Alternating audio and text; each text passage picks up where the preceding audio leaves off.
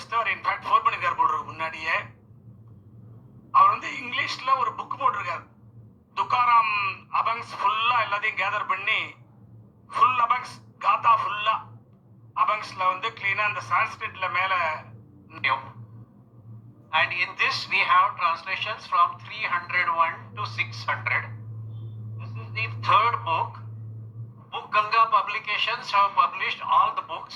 We have kept the books for sale here at the end of the hall, and we have made a special book. This is to introduce Tukaram Maharaj to somebody who may not be interested in reading 300 Abhanga, but this is a book which will introduce you to Tukaram Maharaj. This is a beautiful book with 52 popular Abhanga. These popular Abhanga means you have been hearing them on the radio, sung by Bhimsen Joshi, Lata Mangeshkar, Asha Bhosle, and for each of them we have done a beautiful addition of a QR code. For every Abhanga we have printed a QR code. If you scan this code with your mobile, you will hear that Abhanga in the voice of Bhimsen or Lata or Asha. So everyone who is curious to know Tukaram Maharaj, what he has written in the Abhanga, what is the meaning, and how the singing is done. That is Shravana Bhakti, because there are 9 steps in Bhakti.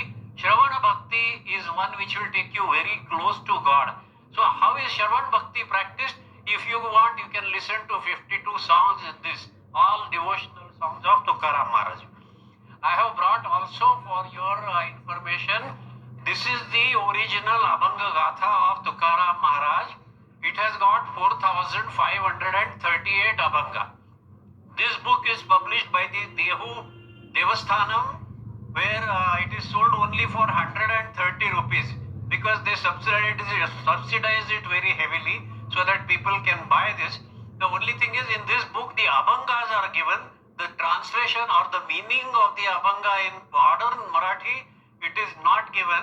Tukaram Maharaj Marathi, you will be able to understand. Even a Marathi man can understand 25% of the Abhangas, but maybe 60-70% of the Abhangas, the language is old and very brief. In very few words he expresses a lot of meaning.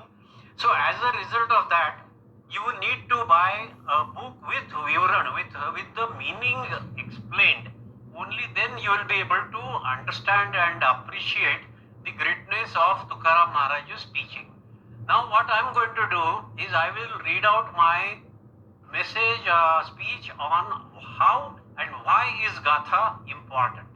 Because we have Jnaneshwari, we have Abhanga, we have Srimad Bhagavatam, we have Srimad Bhagavad Gita, we have all Vedas and Upanishads. Why do we need to read Tukaram Maharaj Abhanga Gatha? Where does it stand out specifically? That is the point I would like to dwell upon. Yes. So now we come to the main topic, because everybody knows the other points. Why should we read the Abhanga Gatha? What the Abhanga Gatha teaches us? See, today, in fact, is the Vasanta Panchami day, that is the birthday of Tukaram Maharaj. That is his birth anniversary. And now this book, his Abhanga Gatha, has crossed the boundaries of language. With its English translation, his message is no longer limited to the Marathi speakers. It has now become accessible to people across the whole world. And this is important because what Tukaram Maharaj offers is not regional wisdom. It is universal guidance for human life. Tukaram Maharaj, we must remember one thing. Understanding Tukaram Maharaj is very difficult. Speaking about him is also very difficult. And yet, one begins speaking about Tukaram Maharaj. If you start talking about Tukaram Maharaj, it is impossible to stop. Because when you start reading Gatha, you don't feel like stopping. His depth keeps unfolding. In fact, not even a Marathi person can claim to have fully understood Tukaram Maharaj. That is not easy. But at the heart of the Abhanga Gatha, there is a continuous battle. Tukaram Maharaj had fought a battle with his destiny, with so many bad incidences in his life, And so it is, battle is not with the society, but his battle is with the inner self, one's own self. It is a fight against ahankār. And that is what is important in the spirituality, because your biggest enemy in spirituality is your own ego, the ahankār. The moment we divide the world into me and mine versus others, this is mine, this is others, then the suffering begins. Suffering happens only because of ahankār.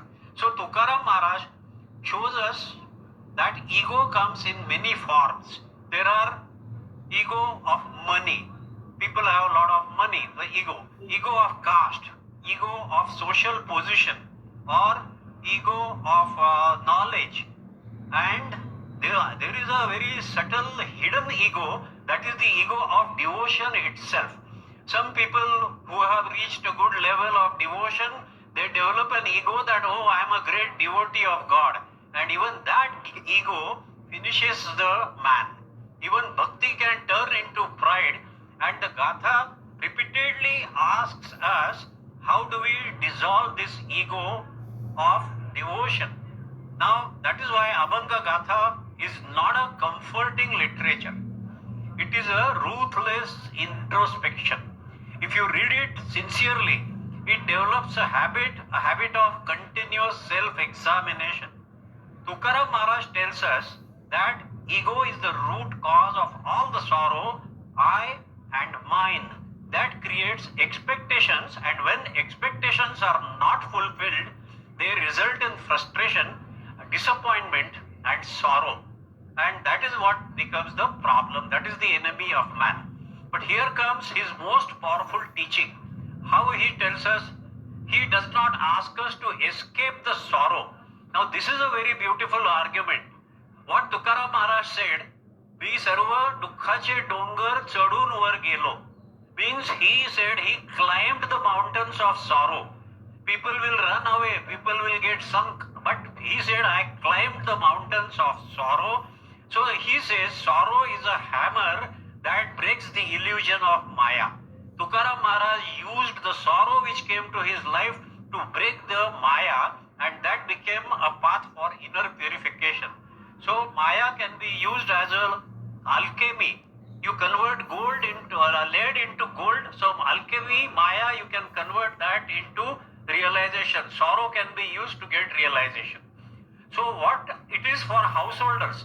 Householders like us find Gatha as the most perfect tool, because he was a householder and he showed that you can reach God even as a householder.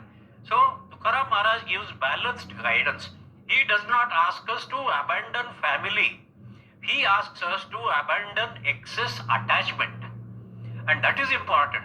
Live with your family, love them, but do not make them the only source of joy. Don't think that that is the only joy. If family is gone, everything is gone. No. Be involved but not attached, like a lotus leaf which does not get wet with the water. In the later Abhangas of Tukaram Maharaj, at the same time, honesty stands at the highest place in Gatha. Tukaram Maharaj is brutally honest. He confesses all his deficiencies to God. Continuously he is in a dialogue with God. He keeps talking to God all the time. If you read Gatha, you will also develop the habit of talking to God, and that is the beauty of God, Gatha. Therein he says, he sees Vitthala, there is a deep peace. In the end, last stages of his Abhangas, we witness a beautiful transformation. The sense of I disappears. There is deep peace and complete satisfaction in Tukaram Maharaj. Everywhere, wherever he looks, he sees Vitthala alone. All the houses, when he was walking in Dehu, he would feel every house is occupied by Vitthala and his family. That is how he was one with the complete universal consciousness. So finally, I will say that the Abhanga Gatha stands as a monumental work of social reform, cultural heritage and timeless guidance. It does not teach us how to escape life, but it teaches us how to live truthfully, meaningfully and fearlessly.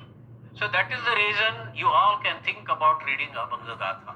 I am very, very grateful to Sir and the Vittal Bhajan Mandali, and my contact person has been Bharat ji and Chandramauli sir, and my respect and namaskaram to Tukaram Maharaj Ganpati.